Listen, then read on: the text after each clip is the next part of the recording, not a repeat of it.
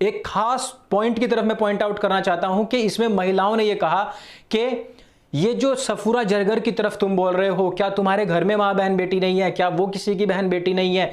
जब तुम्हारी मां बहन बेटी के साथ ऐसा होगा, जब तुम्हारी मां बहन बेटी के फोटोज इस तरीके से वायरल होंगे, उनके ऊपर इस तरीके की फब्तियां कसी जाएंगी, तो तुम्हें तब कैसा लगेगा? इवन बहुत सारी लड़कियों ने इस पर खासतौर पर ट्वीट पर मुझे आकर के ये बात कही। तो मैं उनसे पूछना चाहता हूं कि जब तुम्हारे सुअर जैसी थूत वाले ब्रदर्स, जब तुम्हारी सुअर जैसी थूत वाले ब्रदर्स, तुम्हारे टिड्डी दल हिंदुओं को कहते हैं कि तुम गुफा की पैदाइश हो, तो क्या वो किसी की मां बहन बेटी नहीं होती हैं? तब तो तुम अपने नाखून दांतों में दबा करके खीखी करके हंसती हो, तब तुम्हें नहीं पता लगता कि वो भी किसी की मां बहन बेटी है जिसको कि गुफा की पैदाइश बता करके अपमानित किया जा रहा है। इसलिए मैं कहता हूं कि ये जो कौम है, ये बेहद बेशर्म कौम है, और इनकी मां बहन बेटी औरत मर्द जवान बच्चा बूढ़ा सारे के सारों का दिमाग केवल और केवल काफिरों के खिलाफ चलता है।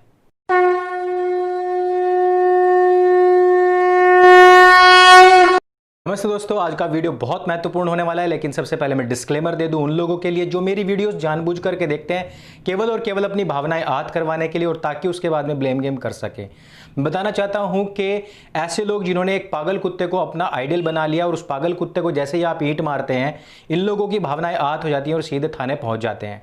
मैं आपको यहां पर यह बताना चाहता हूं कि जिस चिश्ती खानदान के व्यक्ति ने मेरे खिलाफ मुकदमा दर्ज कराने का प्रयास किया है, उस व्यक्ति ने अभी तक भी माता सीता के ऊपर आपत्तिजनक टिप्पणी करने वाले एक मुसलमान के विषय में एक शब्द तक नहीं कहा है, और जबकि ये भाईचारा करते थकते नहीं हैं। इनका भाईचारा सिर्फ वहीं तक सीमित होता है जब तक कि जो विदेश से आने वाले इन्वेडर्स, जिसमें कि ख्वाजा मोइनुद्दीन चिश्ती और उसके द्वारा गजनी से बुलाया गया मोहम्मद गोरी, इनके द्वारा जब तक यहां पर हिंदुओं को पूरी तरीके से तबाह बर्बाद नहीं कर दिया गया, जब तक मंदिर तोड़ करके उनके बीच खड़ा करके गाय को जीवा नहीं कर दिया गया, तब तक उनका भाईचारा कंप्लीट नहीं हुआ। लेकिन जैसे ही उनके ऊपर आप सच्चाई बोलने वाली कोई भी वीडियो बनाएंगे, तो आपके ऊपर मुकदमा दायर करने की धमकी देनी शुरू कर दी जाएंगी। तो इसलिए वो लोग जो जानबूझ करके मेरा उड़ता हुआ भाला लेते हैं और लेने के बाद में कहते हैं हमारी भावनाएं आहत हो गई, वो इस वीडियो को बंद करें और निकल लें। आज का वीडियो इसलिए खास है क्योंकि मैं बहुत दिनों से देख रहा हूं कि ट्विटर के ऊपर बहुत ज्यादा गंद मचाई हुई है, और हिंदुओं को खासतौर पर कहा जा रहा है कि तुम क्या हो, गुफा की पैदाइश हो, तुम गोबर भक्त हो, मूत पीने वाले हो। इवन मैंने बहुत सारी लड़कियों को भी देखा है जो गोबर भक्त और मूत और गुफा की पैदाइश जैसे शब्दों का प्रयोग करते हैं। लेकिन मैंने आपको पहले ही बताया था कि एक उम्मा के लिए सारे जितने भी लोग हैं, जितना भी ये हिंदुस्तान में बैठा हुआ सबसे बड़ा कन्वर्टेड ब्रीड है, ये सारा का सारा उम्मा के लिए केवल एक अरब देश और उसके स्थान पर एक फेक सेक्रेड प्लेस की तरफ इंगित होता है, उसी की तरफ झुकता है, और उसी के लिए यह सिर्फ श्रद्धावान है। इनका कोई भारत देश से, किसी भी देश, किसी सहिष्णुता, किसी भाईचारे से कोई संबंध बिल्कुल भी नहीं है। यानी कि जब इनके पास में कोई तर्क नहीं होता है तो सीधे सीधे गाली देकर क्या भागते हैं, तो गुफा की पैदाइश है, तो गोबर भक्त है, तो मूत पीने वाला है। तो आज मैं इस वीडियो में बताने वाला हूं कि कौन सबसे बड़ा गोबर भक्त है, कौन मूत्र भक्त है, कौन मूत्र पीता है, और कौन गुफा की पैदाइश है। इस वीडियो को आप अंत तक देखिए और अंत तक आप सारी बातें आपको क्लियर समझ में आ जाएंगी कि इसके पीछे की थ्योरी क्या है। सबसे पहले हम बात करते हैं गुफा की पैदाइश की। तो दोस्तों, आज तक कहीं पर भी कोई भी यह डिक्लेयर नहीं कर पाया है कि कौन बच्चा गुफा की पैदाइश है, या फिर अपने घर की पैदाइश है, या मां की पैदाइश है। यानी गुफा की पैदाइश का अर्थ यही होता होगा शायद कि वो मां की पैदाइश नहीं, बल्कि वो गुफा से निकल करके पैदा होकर के आया होगा। लेकिन इनके पीछे की मंशा ये होती है, ये डायरेक्ट ये कहना चाहते हैं कि जो हिंदुओं के तथाकथित बाबा लोग हैं वो गुफाओं में इन महिलाओं को ले जाते हैं, वहां इनका रेप होता है, बलात्कार होता है, और उससे ये पैदाइश लोग हैं जो ट्विटर पर आज प्रो सीएए प्रोटेस्ट के लिए खड़े हुए हैं और एंटी सीएए प्रोटेस्टर्स को जवाब देने के लिए आए हैं। तो मैं आपको बता दूं कि इस तरीके का कोई प्रमाण नहीं है, और ना ही कहीं पर लिखा हुआ है कि कौन बच्चा वहां से पैदा हुआ और कौन नहीं, और ना ही आज तक वो कहीं गुफा भी सिद्ध हो पाई है। यह सीधा सीधा एक लोगों के ऊपर आरोप है, झूठ बोल करके फरेबी के साथ में, और ये दूसरों को चिढ़ाने के लिए प्रयोग किया जाने वाला वो शब्द है जो इनके लिए वापस प्रयोग किया जाए तो इनकी भावनाएं आहत हो जाती है, और ये सिर्फ ये कहते हैं कि हम मुसलमान हैं इसलिए हमारी ले ली गई। अब मैं आपको बताता हूं कि वो गुफा कौन सी है जिसकी पैदाइश ये सारे के सारे अरबी टट्टू यानी कि हिंदुस्तान की सबसे बड़ी कन्वर्टेड ब्रीड है। और ये कन्वर्टेड ब्रीड ही है, वास्तव में इनका कोई अस्तित्व वास्तव में नहीं है। इनको वो लोग अपने मजहब का मानते भी नहीं है जहां से उस मजहब का उद्भव हुआ था। अब ये सारे के सारे जो टिड्डी दल है, ये सारे के सारे किस गुफा की पैदाइश है? उसको कहते हैं गारे हीरा। ये गारे हीरा वो गुफा है जिससे कि इनके पोपट साहब निकले थे। वो एक ऐसा सन की व्यक्ति जिसको 40 साल की उम्र तक कुछ भी नहीं पता था। मुझे पता है कि कुछ लोग वीडियो बंद करके नहीं गए होंगे और वो अपना भाला लेने के लिए अभी भी तैयार बैठे होंगे। तो मैं आपको बता दूं कि हमारे देश से हजारों किलोमीटर दूर बैठे हुए किसी व्यक्ति के सैक्रेड प्लेस या फिर हजारों साल पहले पैदा हुए व्यक्ति की भावनाओं की कदर हिंदुस्तान बिल्कुल नहीं करेगा। हिंदुस्तान में पैदा हुए लोगों की कदर तुम लोगों ने नहीं की, उनको तुमने गंदी गंदी गालियां दी और उसके खिलाफ मुसलमानों ने आज तक आवाज नहीं उठाई। तो भाई मैं हजारों किलोमीटर यहां से दूर और हजारों साल पहले पैदा हुए एक ऐसे व्यक्ति जिसकी वजह से हिंदुस्तान आज गर्त में गया है, मैं उसकी कदर बिल्कुल नहीं करूंगा।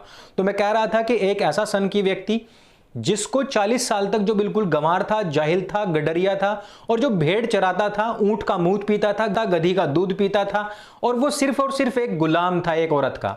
उस व्यक्ति ने गुफा में जाकर के किसको अपना तोहफा कबूल करवाया हमें नहीं पता है, लेकिन वहां से उसका पुनर्जन्म होता है, यानी कि वो उस गुफा की पैदाइश कहलाया जाता है। वो उस गुफा से पैदा हुआ और वहां से निकला और उसने अपनी जो बकबक थी वो लोगों में फैलानी शुरू कर दी। अब उसकी बकबक किसी ने नहीं सुनी तो उसने अपना एक कबीला बनाया और उस कबीले के लिए एक किताब लिखी और उस किताब का नाम था किताब हवा हवाई। यह उस गिरोह का वो पूरा का पूरा नुक्ता था जिसके आधार पर चल करके वो लोग छापे मारते थे, गुंडागर्दी करते थे, यहूदियों को मारते थे, ईसाइयों को मारते थे और उनमें लूटपाट करते थे। ऐसे समय में जब उनका सैक्रेड प्लेस पेट्रा था, इन लोगों ने उठा करके उसको मक्का नाम के स्थान पर, जो कि बिल्कुल भी सैक्रेड नहीं था, जहां पर एक अन्न का दाना तलक नहीं होता था उस समय पर, वहां पर इन्होंने ला करके उसको रखा और एक झूठा सैक्रेड प्लेस बनाया जिसकी तरफ आज 1 अरब 80 करोड़ यही टिड्डी दल झुकता है और इन सब की श्रद्धा उसी की तरफ है, ना कि भारतवर्ष की तरफ है। दूसरी बात पर आते हैं कि ये जो लोगों को कहते हैं कि गुफा की पैदाइश, गुफा की पैदाइश, गुफा की पैदाइश, तो मैं आपको बता दूं कि ये सभी जितने भी उस समय पर पेट्रा में रहने वाले लोग थे, ये सभी के सभी गुफाओं में ध्यान आदि करते थे और उसी में ही ये पोपट साहब भी ध्यान के लिए गए थे, लेकिन इनको ध्यान से कुछ मिला नहीं और वहां पर ये काली शक्तियों यानी कि जो विपरीत नेगेटिव पावर्स होती हैं ये उनके अधीन हो गए और इन्होंने वहां से नेगेटिविटी फैलाना शुरू कर दिया। तो ये असल में गुफा की पैदाइश है और उस गुफा की पैदाइश को अपना सर्वोपरि सर्वे सर्वा या पूज्य मानने वाले और दिन में चिल्ला चिल्ला करके 15 बार उसका नाम लेने वाले स्वयं गुफा की पैदाइश है, ना कि वो हिंदू जिनको ये ऐसा आरोप दे रहे हैं। अब आपने भी देखा होगा कि जो अपने आप में चोर होता है वो दूसरों को चोर चोर चिल्लाता है, वही स्थिति आज इनकी है। दूसरे पॉइंट पर चलते हैं कि कौन गोबर भगता है और कौन मूत्र पीता है। तो दोस्तों मैं आपको बता दूं कि इनकी हदीसों में, इनकी पवित्र पुस्तकों में स्पष्ट लिखा हुआ है कि ऊंट का मूत्र पीना चाहिए और यह भी इनके उसी सैक्रेड व्यक्ति ने बताया है जिसने कि ये सारे के सारा रायता फैला हुआ है पिछले 1400 सालों से।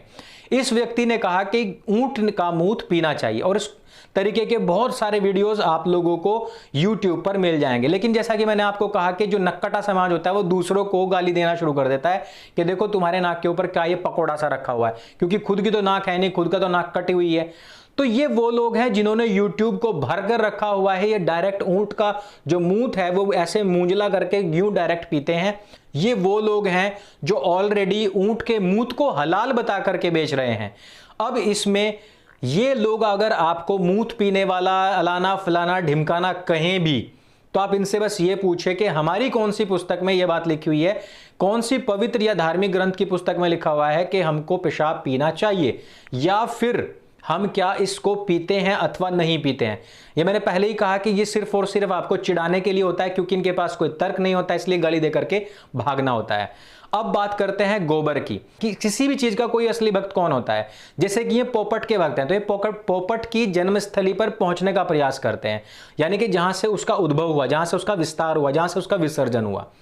अब जो कोई राम भक्त है वो अयोध्या पहुंचते हैं क्योंकि वहां से उनका विस्तार हुआ, वहां पर उनका जन्म हुआ और उस विचारधारा का जो प्रकट्य हुआ वो वहीं पर हुआ है। जो कृष्ण भक्त हैं वो वृंदावन जाते हैं क्योंकि वहीं से उस विचारधारा का उद्भव हुआ और वहीं से उसका प्रकटीकरण हुआ। लेकिन जो गोबर भक्त होता है वो क्या करता है, वो वहीं पर पहुंचता है जहां से उसका प्रकटीकरण हुआ और जहां से वो उत्सर्जित उत्पादित हुआ।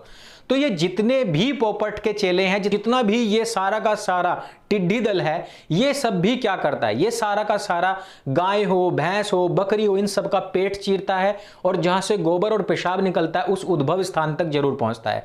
दोस्तों हमारे गांव में भी बहुत सारी गायें हैं और हमें यह पता है कि जब गोबर करती है तो उसको समेट करके पथवारे में डालते हैं, उसके उपले बनते हैं, उसका एक बिटोड़ा बनता है, बिटोड़े को थे देते हैं आपस में बाहर मिल करके सभी लोग, और फिर धीरे धीरे उसमें से उपले निकालते हैं और जलाते हैं और फिर खाना बनाते हैं और सेकते हैं, और हमारे दादा जो है वो हुक्का पीते हैं।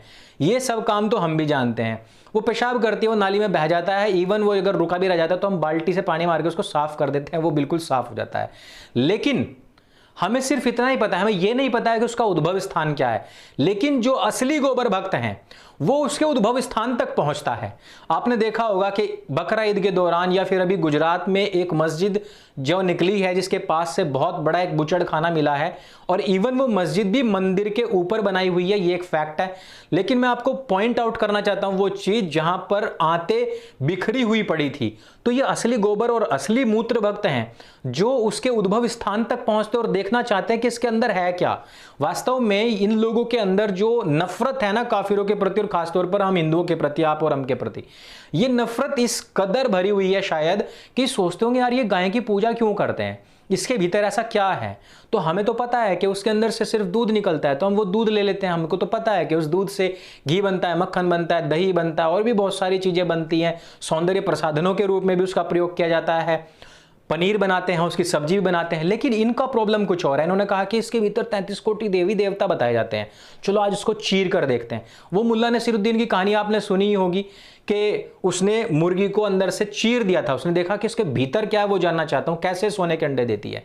तो हिंदुओं सनातनियों का मतलब सिर्फ इतना है, क्योंकि उनको कृष्ण भगवान ने सिखाया है कि गाय से हमको कितने सारे अच्छे उत्पाद मिलते हैं उसके जीवित रहते रहते। लेकिन ये वो लोग हैं जो उसके उद्भव स्थान तक ही पहुंचना चाहते हैं। हमें तो आराम से बैठे हुए मिल रहा है भाई, गोबर मिल रहा है, तो उसके अलग यूजेस हैं।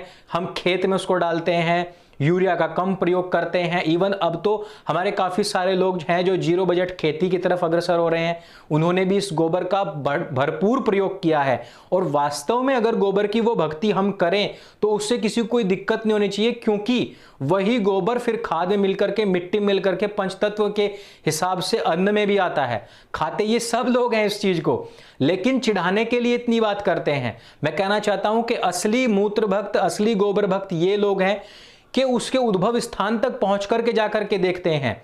इनको इतनी चिढ़ है कि इसको काट दें, मार दें, पीट दें, चाहे जेल क्यों ना हो जाए, लेकिन गाय काटनी है भैया, क्योंकि इससे काफिरों की जो भावनाएं हैं वो आहत होंगी। लेकिन मैं सिर्फ ये बताना चाहता हूं तुम सभी लोगों को कि जिस दिन धरती से ये सब पशु नष्ट हो जाएंगे उस दिन तुम भी जीवित नहीं रहोगे।